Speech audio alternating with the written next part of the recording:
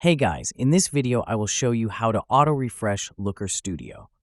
Alright, so let's begin with the video. First, open your browser and go to Looker Studio website. Once logged in, open Looker Studio and find the specific report you want to auto-refresh. After locating the report, click on it to open it. Inside the report, click on the Edit button at the top right. Now, click on your data source. This could be Google Sheets or any other connected source. You'll see a list of all data sources configured for your report.